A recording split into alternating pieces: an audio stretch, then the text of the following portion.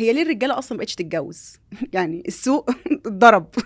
الطلاق بيحصل اما يبقى حد مش عايز يتجوز، يكمل يبقى يكون متجوز، بيوصل بيه في العلاقه انا مش عايز اكون في علاقه، فكوني. ما هي الستات ما بتفهمش، ما انا جايلك برضو من هناك. انا بفضل ان يكون الكلام برضو بالحسنى، لان انت انا بتكلم بقى يعني الراجل كلمهاش بالحزن، هتتجوز عليها خوفها هتفوق. هو انا دايما بقول للرجاله 3 حاجات ما حدش يعرفهم عنك. مراتك التانية، مراتك لا لا لا, التالتة. لا. في الحياه عموما ذهبك وذهابك ومذهبك. ليه الراجل بيبص بره، او ليه الراجل بيخون؟ الراجل عنده 3 حاجات مهمين بيحتاجهم في اي وقت: الاحترام، بعدين الجزء الجسدي او العلاقه الجسديه، ثالث حاجه الانوثه. الطلاق بيحصل امتى في اي زواج؟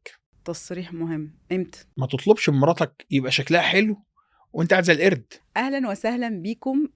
تقدروا تعتبروا مفاجأة او حلقة حاجة مختلفة تماما. كتير كنتوا دايما بتسألوا طب الزوج بيفكر ازاي، طب الراجل بيفكر ازاي، طب يا رضوى الكلام ده حقيقي ولا لا؟ طبعا انا حبيت اجيب لكم احد الرجال اللي هيمثل كل الرجال، ولكن عشان يكون الموضوع صادق جدا جبنا الزوج بقى.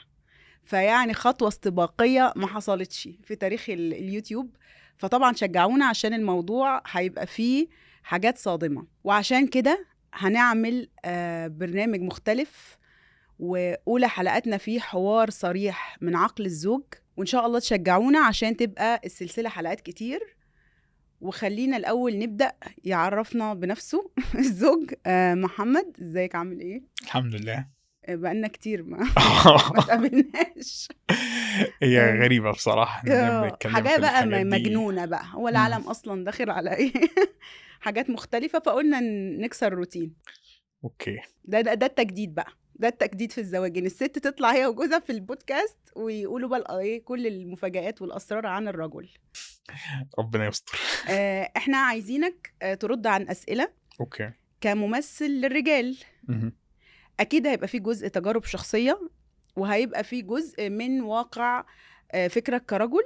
وطبعا انت ليك كتير أصدقاء، وطبعا دي المفاجأة ان محمد طول الوقت اللي فات كان بيغششني. يعني انتوا بتقعدوا تقولوا هي ازاي رضوى فاهمة الرجالة كده؟ لا، في أبحاث بتتعمل. فده كان جزء طبعا غير القراية والدراسة وكذا، بس طبعا لازم الواحد يفهم دماغ الرجالة من الرجالة. فعشان كده النهاردة قلنا نختصر الموضوع ونخش على طول في الأسئلة، ولا تحب تقول كلمة كده أو تعرفهم بنفسك؟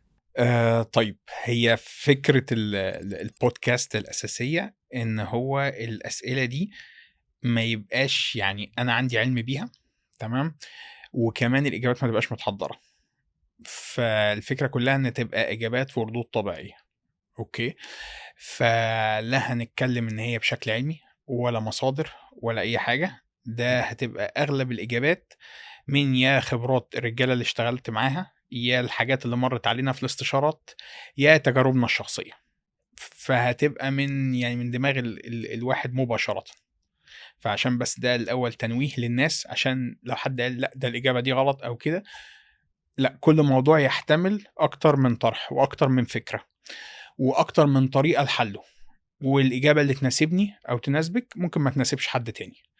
فاللي يعجبك خده وانبسط بيه، واللي ما يعجبكش تتفق معاه أو تختلف، نختلف برقي، بس كده. وانا هقول لكم بقى سر من اسرار محمد، هو ممكن يحب يقوله او لا، بس انا ليه عايزه اقوله؟ عشان تعرفوا ان الموضوع مش من واقع تجربه مرأة واحده. محمد سبق له الجواز اكتر من مره غيري، ففي خبره في عالم النساء متعدده، يعني مش انا لوحدي. فانا حبيت اضيف الاضافه دي. انا عارفه بقى ان هو بعد الحلقه هيبقى فيه عقاب، بس مش مشكله نقولها عشان الستات تفهم ان الكلام مش مركز بس على شخصيه رضوى. صح كده؟ صح، بس ما كناش متفقين على النقطة دي، بس ماشي. لا، عشان برضو ايه الستات تتحمس معانا ان هي تسمع الفكرة دي. طيب، اول سؤال عندي وهو سؤال غريب جدا، هي ليه الرجالة اصلا مبقتش تتجوز؟ يعني السوق اتضرب. طيب، هو ده حقيقي بشكل معين. هو الرجالة عايز تتجوز، بس اما بيجي يحط او يفكر في مشروع الجواز ان هو مشروع العمر، او ان هي اهم حاجة في حياته، بيلاقي ان قدرته الحالية ما يقدرش على حاجة زي كده، زائد ان المردود بتاع الجواز نفسه مش كبير بالنسبة له، مش زي زمان أنا كنت باتجوّز علشان السكن، عشان أعمل بيت، عشان أجيب أولاد، علشان دي سُنّة الحياة، علشان ألاقي من تُعِنّي على الطاعة، على إن أنا أعِف نَفْسي، إن أنا أعِف واحدة. أنا عندي طاقة ذكورية، حابب إن أنا أكون راجل في بيتي، حابب إن أنا أكون الprovider أو القوّام في بيتي، وواحدة تحبّني وتدّيني مشاعر التقدير والكلام ده. ضغوط الحياة خلّت إن المشروع بشكله الحالي مش ناجح بالنسبة لشباب كتير، والأسباب تكاد تكون 50% على جزء المادة، تمام، و50% على فهم الراجل والست لإيه طبيعة الجواز أصلًا. أنا باتجوّز ليه؟ لإن الراجل اتاخد جزء كبير من الدور بتاعه بسبب الستات، أو بسبب الضغوط اللي اتحطت على الست والتنشئة اللي بقت فيها، وإن هي بقت بتشتغل في كل المجالات، وإن هي بقت شايلة نفسها وليها متطلبات وده حقها. فبالتالي هو دوره انحصر شوية. فما بنيجي نحسب التكلفة بتاعة الزواج على الشاب بنلاقيها كبيرة جدًا قصاد المردود. فكتير بيقول لك طب أأجلها لقدّام، وبيوصل مع السن لأ خلاص أنا مش هاقدر على الموضوع. فده السبب. أنا باحس برضه أعتقد إن أغلب الناس اللي بييجوا يتجوّزوا مثلًا نقدر نقول للأسف بعد ال40 مثلًا، بيبقى يا إما ضغط مجتمع أو ضغط ما بقى من الأهل مع كبر السن، أو ممكن يكون نِفْسه يجرّب أحاسيس معيّنة زي الأبوة مثلًا. طيب ده ممكن يكون عند الستات. إمم. عند الراجل أنا كتير من اللي بييجوا يتكلموا معايا، ومن الحالات كتير شُفتها، الراجل لو عدّى ال40 أو عدّى سن ال45 وما كانش اتجوّز، فكرة إن هو يبقى عايز يتجوّز لم يسبق له الجواز، ما جرّبش يعني إيه أسرة قبل كده. غالبًا الموضوع ده عنده ما بيبقاش ذو أهمية، بيبقى خلاص فكّر إن هو لأ أنا تمام، هاكمّل حياتي وفلوسي ليّا ودنيتي وأنا ناجح وعندي بيتي وباسافر وباروح وباجي، ليه أتعب نفسي؟ فده عند الراجل. عند الست لأ، بيبقى في ضغط مجتمعي جدًا، لكن الراجل ما بيبقاش عليه أي ضغط مجتمعي في الحتّة دي. إمم، إمم. خلاص، يعني ما فيش حد بيقول للراجل القطر فاته، تمام. البنت هي اللي بيكون عليها الضغط المجتمعي ده، ودي حاجة يعني ظالمة شوية للبنات، إن إمم، إمم، يكون إمم. بس الجواز بسبب ضغط مجتمع. طيب برأيك كرجل، لو مثلًا واحدة اتعرض عليها عريس 40 فيما فوق، أو عريس مُطلّق اهم. أو سبق له للزواج، هل الأفضل أو المنطقي أكتر اختيار العريس اللي سبق له الزواج؟ يُفضّل لو تتجوّز واحد لم يسبق له الجواز، لو هي لم يسبق لها الجواز، الاتنين بِكر، الاتنين يبدأوا حياة حلوة مع بعض بمشاعر جميلة، يكون سِنُّه متقارب معاها من نفس الجيل، ما يبقاش إن هو سبق ليه الجواز أو مُطلّق أو فوق ال40. لكن لو هو ده المتاح ليها، تمام، أو هو ده احتياجها، هي ممكن يكون الأفضل ليها إنها تتجوّز واحد مُطلّق، تمام، أو إنها تتجوّز واحد أكبر منها في السِن، ده يكون أنسب لها. واحد هو already مَر بتجارب الحياة، واحد خلاص مكوّن نَفْسه، شخصيته اكتملت، هي ما حسّتش بمشاعر الأبوة، عندها نقص في مشاعر الأبوة، فطبيعي إنها مش هتاخدها من شاب، فهي بتدوّر على حد يبدِّل ده. فكل واحد ليه احتياجه، وكل واحد ليه الشخص، أو زي ما بنقول عندنا كل فولة ولها كيّال، فهو كل موقف هيتقاس على حسب القصة بتاعته. ولكن في العام لأ، يُفضّل لو بنت بِكر تتجوّز حد شاب قريّب منها في السِن، يبدأوا حياتهم مع بعض ويبقى في تناغم وتبدأ مَوَدّة ورحمة بينهم، ما يبقاش سابقها أوي في الجيل أو عنده تراكمات أو عنده خبرات ممكن تكون حسِّنت منّه، ولكن في نفس الوقت ممكن تكون أخدت من روحه كتير، فتبدأ تبقى حاسة بافتقار معاه لحاجات كتيرة كان ممكن تعيشها مع شاب. وهنا أنا باثبت لكم إن إحنا أهو مختلفين، ما فيش حد فينا رأيه زي التاني. اللي هم عارفينه إن أنا رأيي في الموضوع ده مختلف تمامًا، لإني بارشّح في حالة إن لو 2 مثلًا 45 جايين، لأ أنا أفضّل من وجهة نظري إنه يكون سبق له الزواج وعنده أولاد، لأسباب ليها علاقة بالأبحاث العلمية وكذا، إنه في احتمالية إنه يكون الراجل اللي عدّى ال45 ده لو ما كانش في حاجة شغّال عليها project واضح أو كذا، يكون ده معزي لمشكلة، مشكلة جسدية أو مشكلة نفسية، يترتب عليها للأسف مشاكل، خصوصًا لو المرأة دي حابة يكون بينهم علاقة طبيعية، أو عندها فرصة للإنجاب بسيطة، لأن هي هتكون طبعا معدية مثلا، ممكن تكون سنها كبير. لو بسيطة فهي بتخاطر كده، لكن أنا جاي معايا عيالي تمام. بس انا فمضمون. ردي على البنت العشرينية او في بداية الثلاثينات وتقدم لها حد 40 فما فوق ومتزوج او سبق ليه الزواج وطلق، فده انا كان ردي عليه. ما كانش ردي ان 2 متقاربين في السن، 2 متقاربين في السن وسن كبير والاثنين عايزين يتجوزوا. لا، انتوا 2 نضجتوا، فايا كان وضعه، انت اتجوزتي قبل كده، هو اتجوز قبل كده، لا يعني امشوا في الموضوع، شوفوا انتوا عارفين احتياجاتكم خلاص. كل واحد عارف اني جنب بيريحوا في النومه، بياكل ايه، بيشرب ايه، بيفطر ايه، بينام ازاي، في روتين.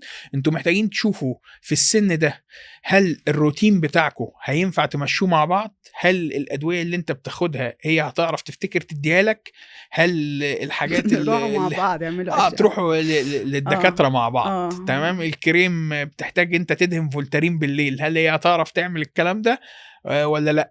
هي محتاجه تتابع مع دكاتره معينين، هل هتوديها مشاورها ولا لا؟ فده على وضع فكرة يا مختلف. جماعة، عشان ما يبقاش الموضوع فيه أي مشاكل، هو احنا frankly speaking بعد 35 أي إنسان في الدنيا إذا ما مشيش على supplements كده محترمة وعمل تشيك اب بتاعه والحاجات بتاعته هيروح، حتى لو بطل عالم. يعني احنا اوريدي بنعمل ده، فعشان ما احنا ما بنتريقش، عشان هما بيزعلوا ويقول لك اتريقتي علينا وظروفنا.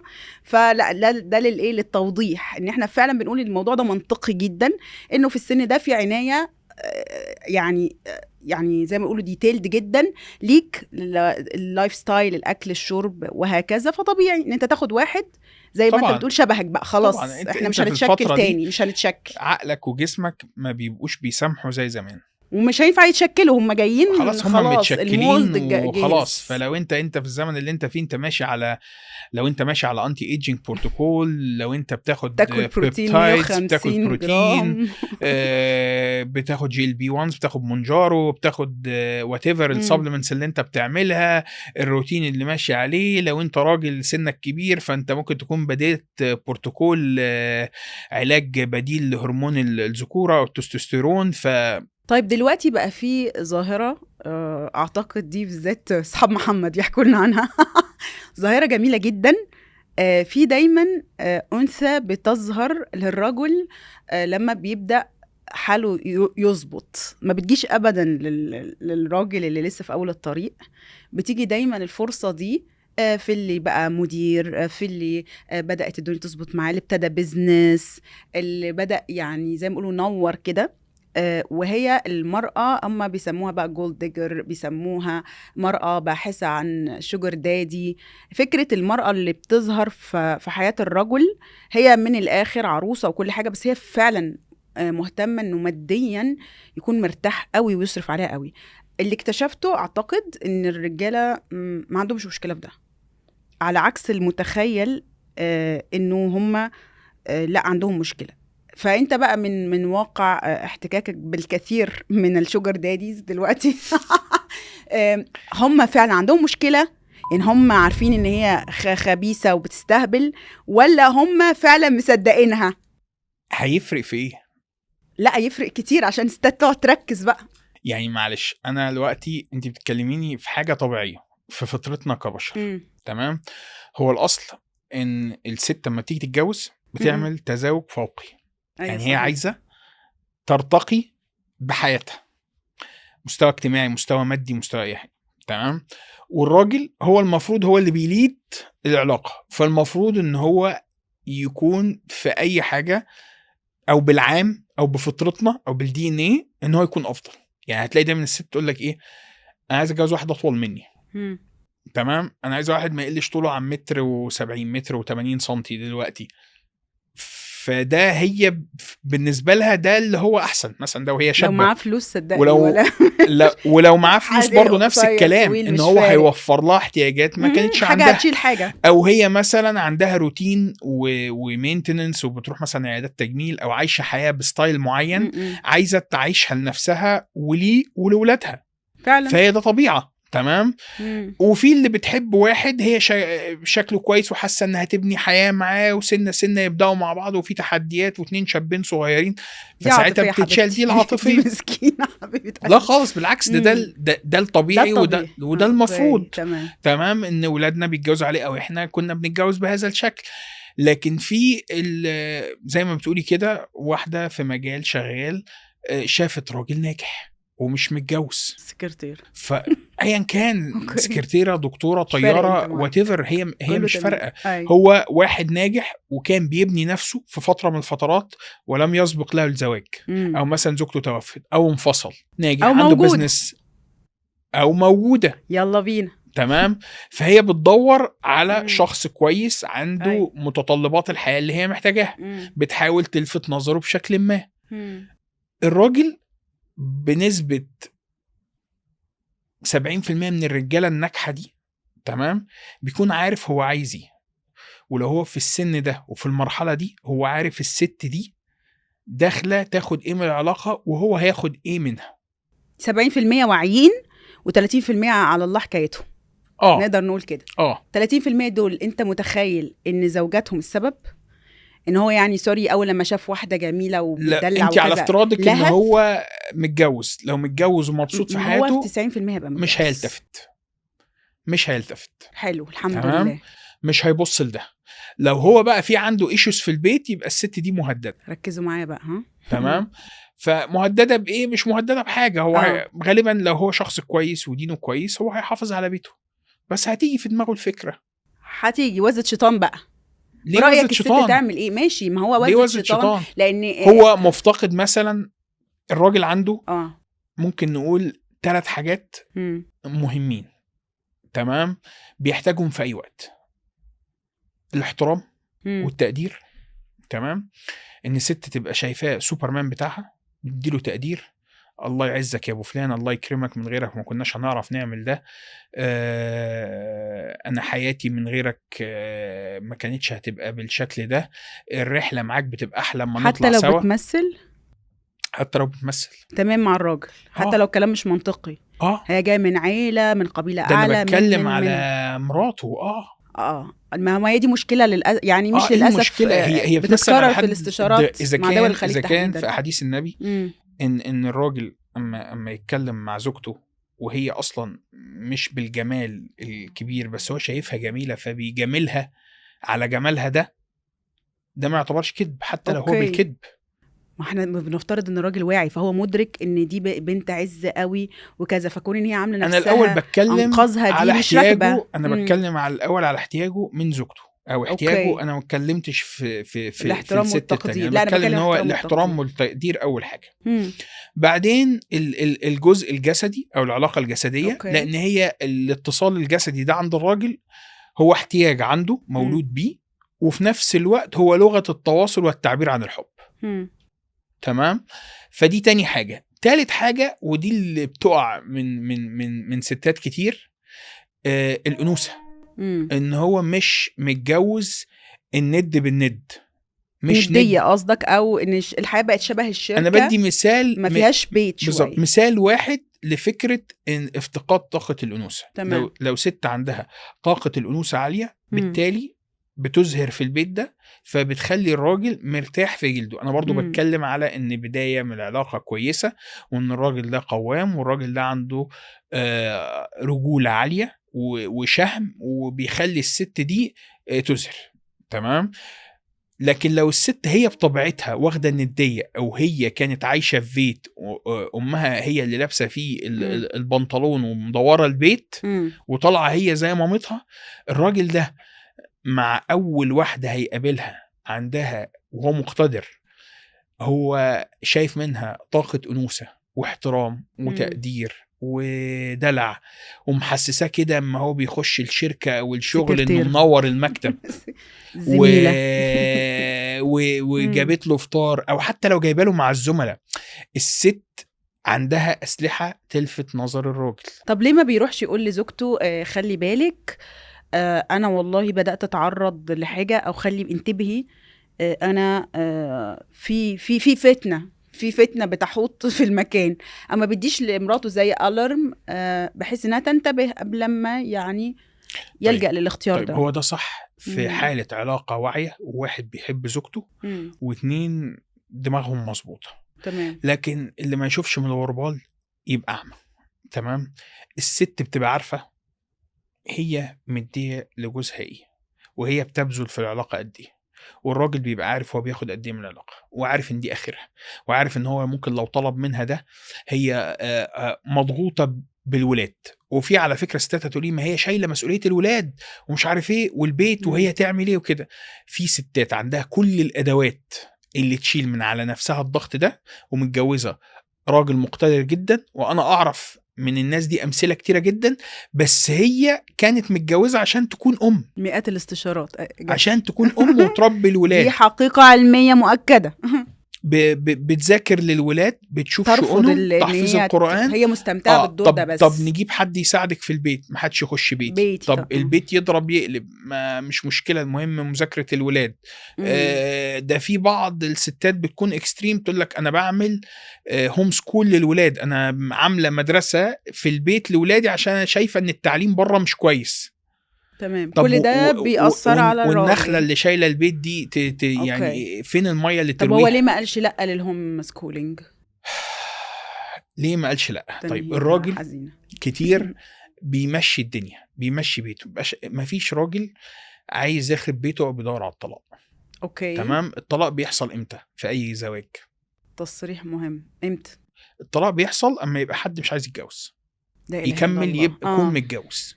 بيوصل بيه في العلاقة انا مش عايز اكون في علاقة، فكوني من الموضوع، عايز افتك منها، عايز افتك من العيال. تفسيري لان المرأة في حالة وجود زوج مش هينفع يبقى فيه ارتباط بشخص تاني، لكن في حالة الزوج هو لو ظهرت الفرصة اللذيذة دي مع الحفاظ على زوجته واولاده، يعني اللي انا ساعات يعني بديك حل في الطاولة في بعض الاستشارات، وده كان حل الانقاذ البيت الاولاني لانه كان البديل الطلاق.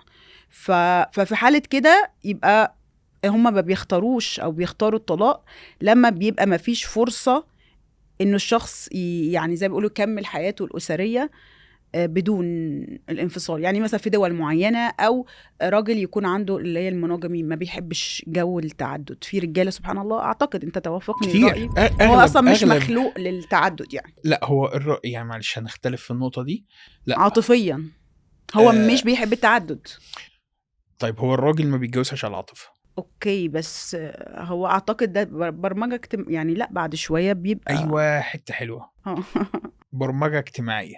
اوكي تمام. ده حقيقي. شوية أنا افلام ومسلسلات بصراحة انا كدرسة الرجل سيكولوجية الرجل ده يعني أكيد. احد الاسئلة اللي جت وانا ما ردتش عليها لسه. معانا السؤال ده. الرجل معدد بطبعه. لا اكتر من كده، كان السؤال يكتفي الرجل بكم امرأة؟ فهو ايوه هي ينتظر الحور.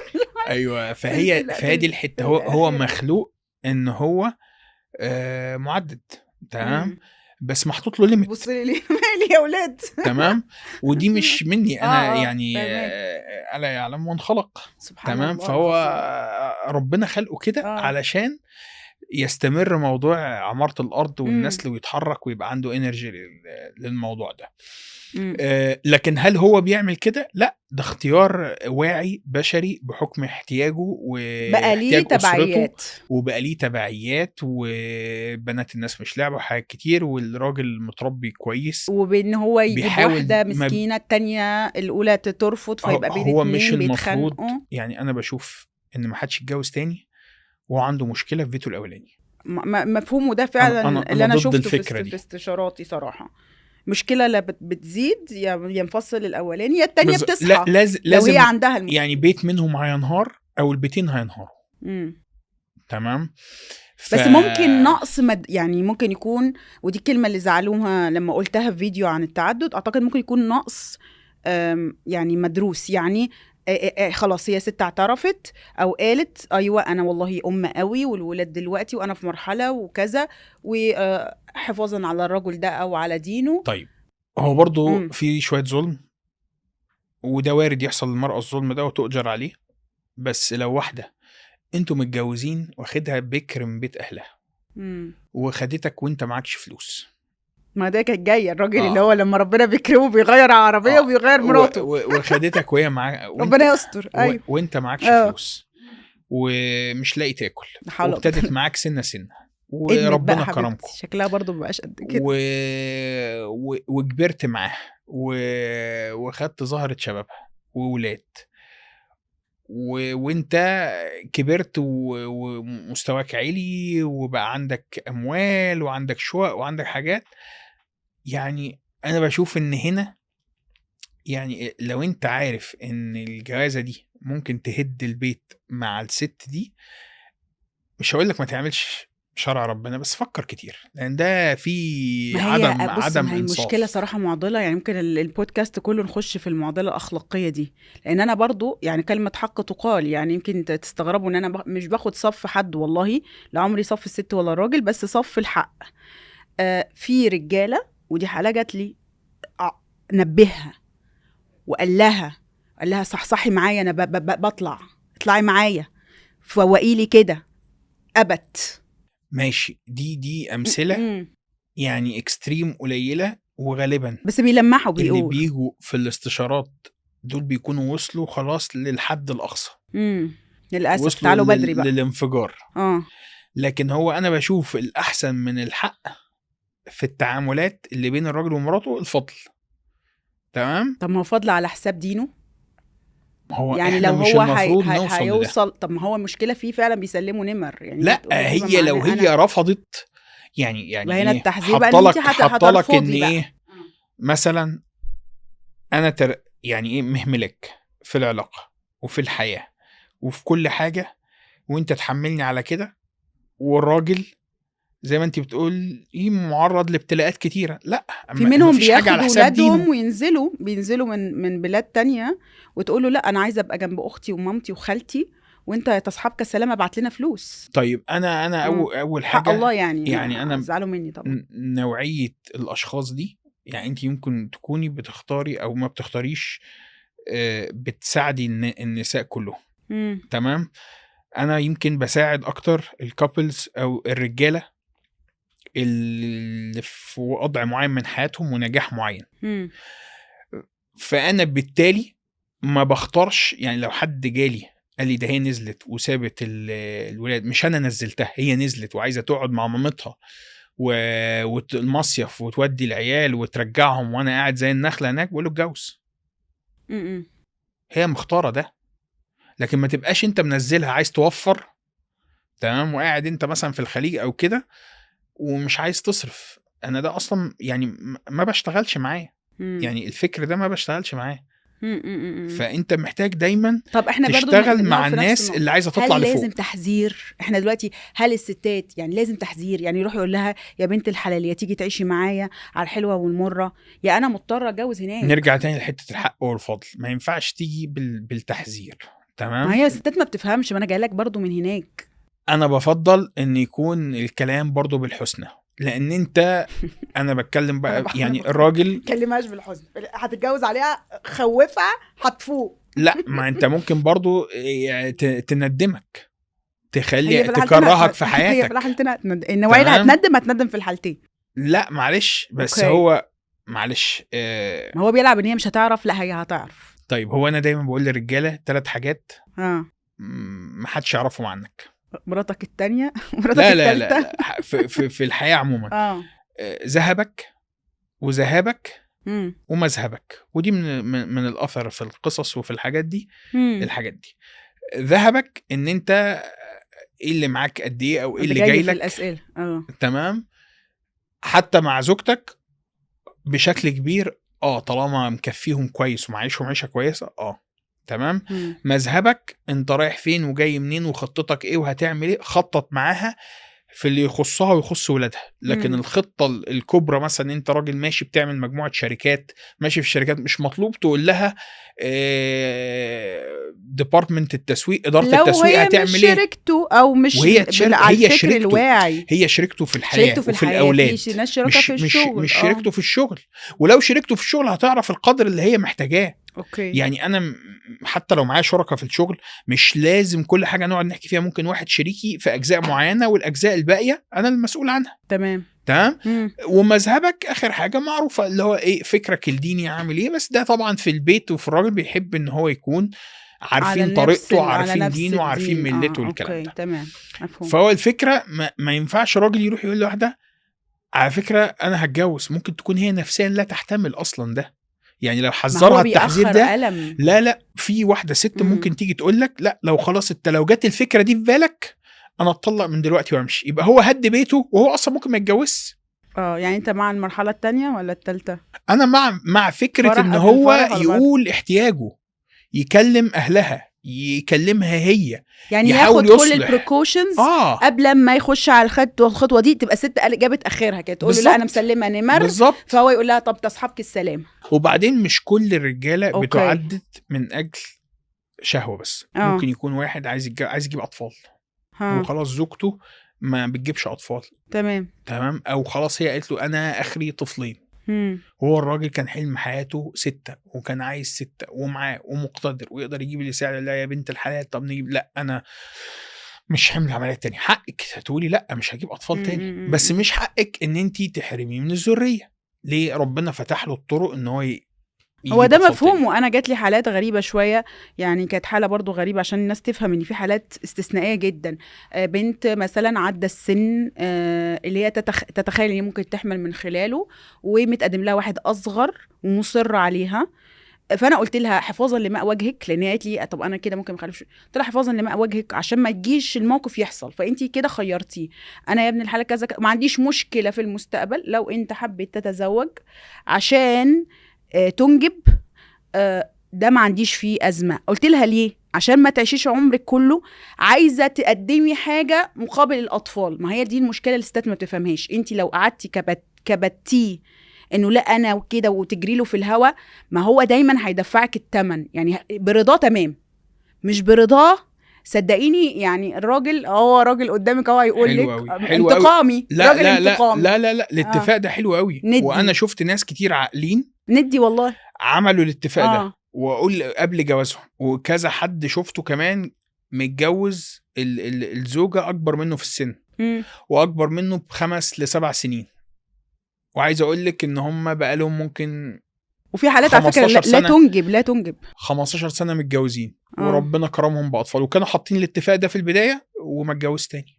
سبحان الله. يعني شوفي بقى تدابيره تبقى انت بس عشت عيشه حلوه. يعني الفكره ان هم يعيشوا عيشه مش توكسيك. يبقى ما فيش حد لا للتوكسيسيتي ما فيش. لا للتوكسيسيتي هي اهم في حاجه العيشة. في الحياه وفي الجواز، واهم حاجه انا بشوفها عند الراجل في الحياه عشان يعيش مبسوط، يعني ان هو يمشي في الحياه طنش تعش تنتعش. هجي لك عروض ايه نار. لا يعني انت عايز العروض عايز تعيش في البيت وطنش. اي صح تمام. طنش يعني في حاجات كتير في التغافل اوكي تمام. فهي دي الفكره. وهي الست برضو لازم تطنش شويه مع الراجل، والستات اصلا يعني في كتير منهم بيطنشوا بس ما تطنشوش لدرجه انك تنسيه. يعني ايه ما يبقاش فازه في البيت، لا. يعني لو انت عارفه جوزك متعودين مثلا على ان انتوا فيه بتخرجوا مره في الاسبوع وفجاه الخروجه دي اتلغت خالص، لازم ترجعيها. تمام. لو في مناسبات معينه كنتوا بتعملوها لازم ترجعوا تعملوها. لو في خروجات معينه لازم تلتزموا بيها. في روتين للأسرة. يعني في ناس كتير تقول لك هل الأفضل في العلاقة الزوجية أو العلاقة الجسدية، هل الأفضل إنها تمشي بجدول وروتين ولا تيجي كده بالإحساس والله أو بالحاجة؟ الحالات اللي جات لي أغلب يعني كانت الناس اللي مش حياتهم مظبوطة أو فيها عامل خارجي. لا الروتين كان كويس جدا على فكرة. يعني في بعض الحالات أغلب الدراسات تمام بتقولك إن أنت تمشي بجدول أفضل. ويبقى عارفين ليه. لأن أنا وقت الجدول ما بتكسفش. يعني مثلا إيه بقول أنا كراجل أنا عايز كم مرة، وهي بتقول أنا عايزة كم مرة. تمام. وبنمشي بمين احتياجه أكبر مش مين احتياجه أقل. صحيح. يعني لو الست قالت والله أنا احتياجي 5 مرات في الأسبوع، 3 مرات في الأسبوع، مرة في الشهر whatever، والراجل قال لا ده أنا احتياجي لو هو الأقل مثلا مرتين في الأسبوع هنمشي برأي الست. الخمسة بقى يحصلوا ازاي؟ دي ليها طرق وليها كلام تاني. بالظبط، ده بنبقى عاملينه في تمام. كله. يعني ايه؟ عشان في رجاله بيقول لك لا انا عندي استنزاف هو للطاقه انا ما اعتقد ده مبدأ بقدرش. الاسلام اللي هو الاحصان، وبالذات عن ناحيه المراه، لانه في العكس هو ده اللي انا بحاول افهمه للستات كتير ما بيفهموش، ان الاحصان واجب على الزوج للزوجه. لو ما عملوش في حالتها هي، ما يعني لو هي واصل لمرحله ان هي مش قادره تصبر وكذا، هي للاسف بيبقى احيانا الطلاق. لكن في حاله الرجل هو عنده مخرج اذا كان يقدر ماديا وكتبقى، لانه في رجاله يعني اعتقد انت شفت الرسائل دي لما وصلت، اللي هو مساكين يعني بيبعتوا رساله يقول ايه، انا مراتي يعني شبه ممتنعه عني ومعيش فلوس اتجوز. يعني الراجل الموضوع ضارب. فهنا يعني بيبقى الموضوع فعلا زيه يا عيني زي مثلا الاعزب وكذا. انا اعتقد ده ان شاء الله احنا ممكن نخلي له حلقه كامله.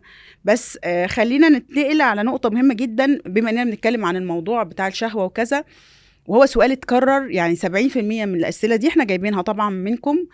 أكتر سؤال اتبعت بلا استثناء والله بكل اللهجات، ليش، ليه، كيف، كل كله، ليه الراجل بيبص بره، أو ليه الراجل بيخون الستات.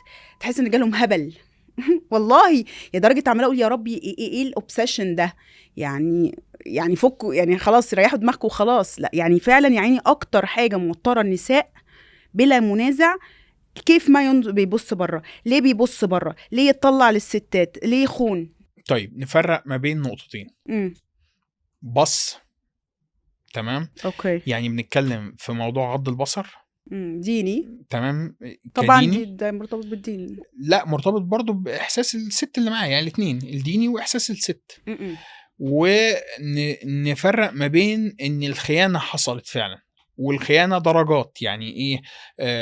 خيانه ان هو بيكلم اونلاين، بيتشات، بيستعمل بيتكلم عن البرامج سناب، اللايف بيتكلم عن اونلاين، اللايف، قاعد يقول لك برامج بيتكلم وناسه، AI. برامج شات، ايوه. حتى لو بيشوف حاجات AI او حاجات عاديه. اوكي. فده جنب وده جنب. بس مم. خلينا نتكلم في الرد اللي الراجل بيبص بره.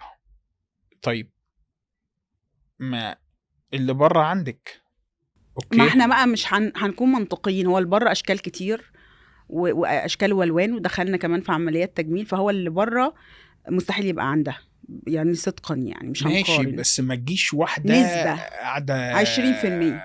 شعرها منكوش، تمام، وقاعدة بالعباية ومش مهتمة لا بشكلها ولا بوزنها، تقول لك اصل هو ما ادانيش ما حاجة هنا بقى وما بيقفوا ادانيش يقولوا له ايه، فلوس ما هو وقاعد بيبص بره. بالفانيلا وهيك كرش ممدد هيك، والله هيك بيكتبوا لي ما هي لفظه تخش في نفس الفكرة. ليه انا بقى حلوه انا وهو بقول لك وحش. ان دي يعني انا في نوع انا بشتغل اه مع الناس. دخلنا في نديه، فكده الموضوع يعني اوت. انا دايما بختار الكابلز او الرجاله اللي اشتغل معاها ان هي تكون الناس عايزه تطلع لفوق. يعني تمام، يكون مهتم بصحته كذا بالظبط. كذا. فانا دايما اي حد بيكون عايز ينزل لتحت، او واحده عايز تاخد جوزها وينزل يتخان. تحت، تمام، انا غالبا يا بحاول اغير الدفه يا ما بشتغلش معاهم. يعني انت رايك انه هو ما يسيبش المخرج لمراته، يعني هو يبقى قدوه. ده طبعا، اوكي. ده هو اساس. يعني ما تطلبش من مراتك يبقى شكلها حلو وانت قاعد زي القرد. هي الستات اكتر حاجه بتفرق معاهم النظافه الشخصيه صراحه. طبعا يعني ده تقريبا اكتر تعليق لما عملنا كذا كويستشنير، كله نظافه شخصيه. ما هو ده برضو راجع للتربيه وللمجتمع، وهو شاف ايه في بيت اهله وفي حياته، وملوش علاقه بالجزء المادي، النظافه الشخصيه. صحيح. تمام. يعني دي مشكله كبيره عند الستات والرجاله، يعني انت ان هم صابونه نابوس. لو فقير انت معاك صابونه نابوسه قد كده. يعني تقدر تحمي الناس من ريحه عرقك، تقدر تحمي الناس من ريحه بقك بفلوس قليله. تمام. قرنفل. بس نرجع نقول تاني ان انت كراجل لازم دايما يبقى فكرك وتطلعك للاعلى وللاحسن، وان انت بتبني وعايز تبني لاسرتك. لو دخلك النهارده رقم انت بتحاول تزوده، تمام، بالذات مع التضخم مع الحاجات دي كلها، فانت دايما بتحاول تاخد الاسره دي وترتقي. فلازم جزء من الارتقاء ده ان انت تخلي مراتك ترتقي معاك. اوكي. يعني زي ما انت بتروح لحلاق تحلق وتظبط دقنك، انت لازم تديها فلوس هي تروح لكوافير. الجمال محتاج صيانه، محتاج شغل. ما كده حلوه ما بعد لا كده يقعد يتفرج على كده رقصات حلوه وتقعد أيوة. تبص بره انت. ما انا بعتقد ده يعني انخفاض قيمه. يعني نقدر نقول ده انخفاض قيمه يعني لما الانسان بيفقد قيمته كرجل وبتبدا تحصل له مشاكل في السيكولوجيه الرجوله عنده، ده بيؤدي لتبعات. ممكن، ولكن انا بشوف الراجل هو يعني ما فيش واحدة هتقول لها بنسبة كبيرة في الستات، فيش واحدة هتقول لها روحي الكوافير أو روحي مثلا مركز تجميل أو اعملي كذا أو تديها فلوس تبقى أحسن، وهتقول لك لأ. في عندي قولي ماشي، بس دي النسب. بيبقى عندهم حتة اللي هي، انا هقول لك هي بتيجي من فير عامل ازاي. هي دقيقة جدا في نفسهم. هي بتبقى خايفة ان في صورة، فهي لو فتحت على نفسها الباب وراحت وما بقتش الشكل اللي هو عايزه، هي كده يعني هيحكم عليها اكتر، فهي تعمل لنفسها اللي هو الرفض المسبق. ده تخلف. اللي هو ايه، انا بكرامتي ليه، انا اروح ليه، ما انا مش عارفة كذا. يعني هي بتتذكى شوية. ما ده تخلف مش ذكاء. ما هو للاسف بقى هنقول ده عامل زي واحد بدل ما يحسن نفسه مثلا سياسة في للأسف الطبيخ كتير. يقول لك انا ما بعرفش اطبخ، ما بعرفش اعمل، ما هو تقفل له الدنيا من ده البدايه. حقيقي، ده في اكبر حاجه مشهوره فانا ما بعرفش اعمل، ما بعرفش يعمل نفسه تايه. طيب هل انت تقبلي بالراجل اللي يقول لك انا ما بعرفش اشتغل، ما بعرفش اصرف، ما بعرفش اعمل؟ لا، مش هتقبلي. يعني انت شايف ان المبادره لازم تكون من الطرفين، وانت بادر وبعدين قول للشخص. انا بشوف في نفس السكشن. المبادره مسؤوليه الطرفين، تمام. ولكن دايما المبادره جزء من الطاقه الذكوريه، فانت كراجل المفروض تبادر. طب ولو الزوجه ما استجابتش؟ حاول تاني. ما استجابتش خلاص بقى. طيب يبقيها ولا يتركها بوجهة نظرك؟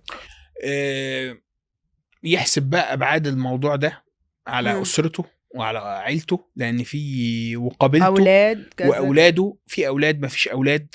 لو ما فيش اولاد وما فيش ترابط عائلي يبقيها ليه؟ يعني واحده عايزه تغير ولا بيني وبينها اولاد ولا اي حد ولا عايزه تغير، خلاص امسكهم بمعروف او تسريحهم باحسان. هي المفاجاه انه اعتقد كنت حتى هنزل بوست ان انا بقيت شايفه انه في الفتره الاخيره، لانها جات لي حالات للاسف انفصلوا في وقت حساس جدا. يمكن يكون لو كانوا لا قدر الله يعني انفصلوا بدري شويه كان احسن، لان هم ما اشتغلوش على العلاقه، هم مجرد داروا الجرح وقالوا عشان العيال. فالانفصال جاء كبير جدا وطاغي، فبقى مؤلم اكتر وللولاد اكتر. ما ده اغلب الناس. يعني المشكله في ايه؟ قبل جيلنا، الجيل اللي قبلنا، ان البشر كلهم المنحنى بتاعهم عامل ازاي في الصفات وفي الحاجات دي، زي منحنى الجرس طالع ونازل. فاغلب الناس بتتركز في الجزء اللي في النص. تمام. شواذ القاعده بيبقوا على الناحيتين. المشكله بتحصل فين؟ لما شواذ القاعده يتحولوا هم يبقوا القلب بتاع الجرس. يعني ده يبقى الطبيعي. يعني الطبيعي الناس قاعده صبر، ان الناس قاعده صبر اوكي، ومش طايقين بعض وبيتخانقوا. طيب ما انت قاعد بتعذب في العيال. يعني الولاد دول كل يوم شايفين 2 بينهاروا بعض او 2 كارهين لبعض. طب انت بتطلع لنا اطفال مشوهين، هيكبروا يتجوزوا يجيبوا اطفال مشوهين اكتر. احنا كده بندمر يعني المجتمع. نصلح يعني نقول انه ما ينفعش الاستمرار في العلاقه عشان الاولاد، لا، تصليح العلاقه من اجل الاولاد او من اجل انفسهم اولا. انا بشوف اللي عنده مشاكل نفسيه او مشاكل في تربيته يشتغل عليها قبل ما يتجوز. ولو اتجوز ولسه عنده المشاكل دي يحاول يشتغل عليها قبل ما يجيب اطفال. ده حقيقي، لان العالم يأخر شويه مش ناقص. ماشي، بس في مشاكل هي يعني هتبقى جزء مش هتروح، فاحنا هنربطهم بالجواز. الناس كده كده بتتجوز فاحنا كده هيبقى عالم هينقرضوا. لا خالص، تروماز، بالعكس، تشوهات. دايما هيفضل البشر عايزين يتجوزوا، حتى لو العدد بيقل هيفضلوا بيتجوزوا بيتكاثروا. دي سنة ربنا في الكون. هو الفكرة كلها ان الجواز نفسه هو اللي بقى صعب، ما بقاش ميسر على الناس. يعني بقى لازم يبدأوا من بوينت كان مش هنقول بقى أهالينا، لأن أهالينا هم اللي ابتدوا البوينت العالية دي، النقطة العالية للجواز. أجدادنا ما كانوش بيبدأوا منها. أنا أعتقد نموذج الأجداد كان الأفضل، مش الجيل اللي قبلنا. الجيل اللي قبله اللي هم كانوا بينزلوا مع بعض الحقل وبيروحوا، كان في كده دايناميك عالية قوي، فكانوا الحياة كانت لذيذة جدا، كانت مشاكلهم يعني انا اعتقد الجيل السابق ده كان اصعب جيل بوجهة نظري، والجيل الحالي هو يعني مضطرب، الله اعلم اللي جاي بقى. يعني الاجيال اللي طالعه كل مدى عماله جواز تسوق اسوأ. وعماله تشوف ان مشروع الجواز مشروع خاسر زي ما ابتدينا الكلام في الاول. او ناس بتتجوز بدري قوي وبتخلص بدري عشان يلحقوا يجروا على محاكم الاسره بدري وهم صغيرين. والله يا دي اه. يعني ده شيء محزن، م. يعني ان انت تبقى بتشوف ولادك بميعاد او بتشوف طليقتك ففي بينكم بعد ما كانت العلاقه باديه على موده ورحمه وحب بقت مبنيه على كره. طيب خلينا ناخد في حاجه متفائله عشان هو للاسف شكل الموضوع فعلا صعب. طيب ايه اكتر حاجه في الحياه اليوميه ممكن الزوج يحتاجها من زوجته؟ ده سؤال كويس.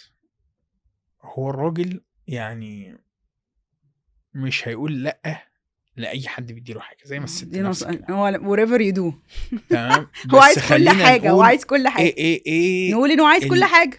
اللي هو ما ينفعش ننزل عنه. ما هو ده بقى ايه حسب برضو فكره، ما كل واحد بقى ليه الستاندر. لا في يعني راجل يعني في النهاية مثلا راجل خلينا نقول ان مصدر دخل البيت شخص واحد، تمام، الرجل، وهو القائم على بيته. فأبسط حاجة هو يرجع يلاقي البيت سكن، مكان مريح، زوجة واخدة بالها من البيت، واخدة بالها ده يعني مكان منظم. لما يجي يلاقي مكان ينفع يرجع يشحن فيه، يعني الراجل أول حاجة بيعملها لما يرجع البيت إنه بيبقى عايز يشحن دي إن هو يقعد في الفراغ بيقلب شوية في ريلز، قاعد بيبص على التلفزيون. هو على فكرة لا شايف الريلز ولا شايف التلفزيون. تمام، ياكل لقمة مع زوجته او يشربوا قهوة شوية او بيتقابلوا في نص اليوم. هي الزوجات بتستفز قوي يعني، لان هو بالنسبة لها القعاد ده اللي هو النص ساعة بريك او الساعة، هي بتبقى ساعة ساعتين يعني كل واحد. وفي رجالة بتروح المجلس ما شاء الله، احنا عايزين نعمم فكرة المجلس عالميا، لان هو بيبقى مريح راسه بقى، هي مش شايفه اصلا. ان هو بالنسبه لها الساعتين دول بالذات، اعتقد السيدات العاملات، يمكن في حاله المراه الغير عامله المثال ده يعني رغم ان هي برضو زعلانه، يعني بقى المفاجاه ان برضو لا اللي شغاله مبسوطه ولا اللي قاعده مبسوطه.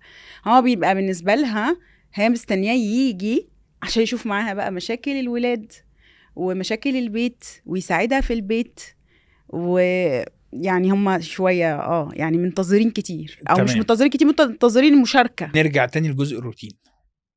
ايجاد روتين في العلاقه. يعني مثلا في مشاكل للبيت هنحلها في يوم معين. الويك اند احنا في يوم اللمبه اللي مش بتتغير. اوكي.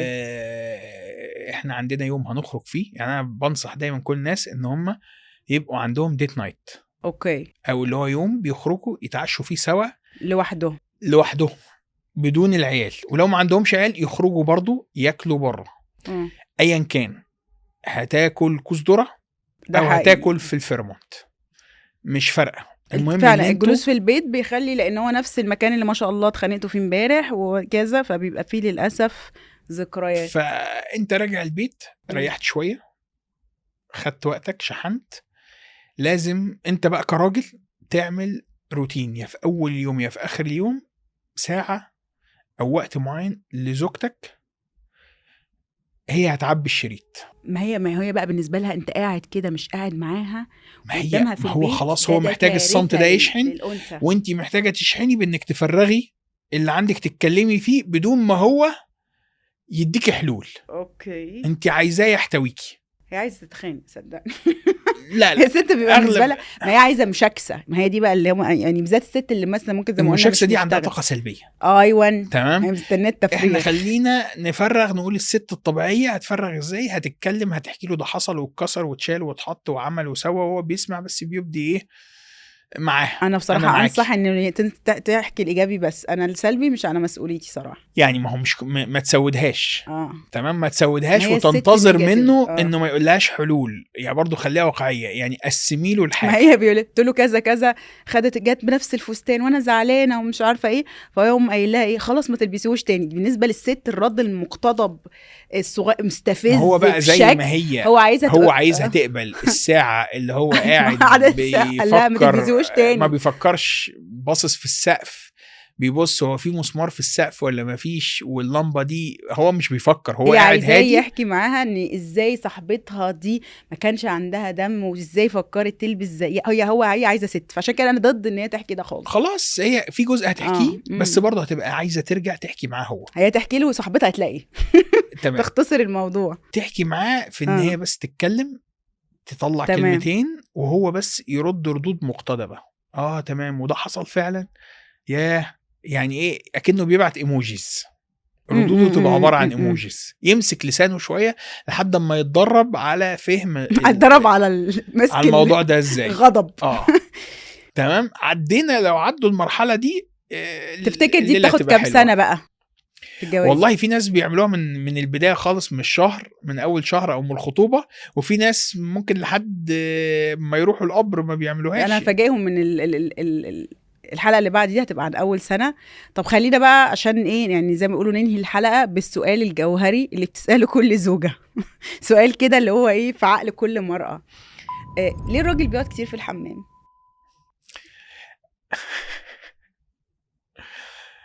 يعني بيفضي دماغه. هو الفكرة مش في فكرة الحمام. اوكي. هو ممكن يقعد في جراج السيارة، ممكن يقعد في السيارة، ممكن النزول من بيته من الجراج مفيش حرية لحد ما يوصل البيت. وصلنا للحمام. يعني ممكن ده المكان ياخد الوحيد ساعتين اللي مش هيسمع صوت من العربية لحد ما يدخل باب البيت. ما في ستات بقت ذكية بقت تقف عند الباب وتقعد تتكلم ما هو ده مش صح، يعني ما ده مش صح بقى. هو بيفضي. يعني انت حتى يا ولاد بابا جوه، انت بتبقى صاحي الصبح دماغك مظلمه وبتفوق ولسه داخل الحمام الصباحي بتاعك، داخل قاعد في حمام واخد التليفون تلاقي حد بيخبط عليك قدامك كتير.